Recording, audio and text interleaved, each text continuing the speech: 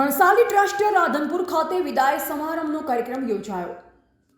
Bhansali trust Radhanpur દ્વારા ચાલતા ICDS વિભાગમાં વર્ષોથી નિષ્ઠાપૂર્વક અને લગાતાર સેવા આપી રહેલ શ્રી તનેશસિંહ ઉમેશસિંહ સોઢાએ પોતાની સેવા નિવૃત્તિ માટે તેમના વિદાય પ્રસંગે સન્માન સમારંભનું આયોજન રાખવામાં આવ્યું હતું, જેમાં ડીસાના પ્રખ્યાત ડોક્ટર કિશોરભાઈ આસરાની અને ભણસાલી હોસ્પિટલ ડીસાના સુપ્રિન્ટેન્ડન્ટ ડોક્ટર જગદીશભાઈ સોની પણ મુખ્ય મહેમાન પદે હાજર રહેલા હતા, તેમજ રાધનપુર ભણસાલી સ્ટાફ મિત્ર અને અન્ય મહાનુભાવો પણ હાજર હતા।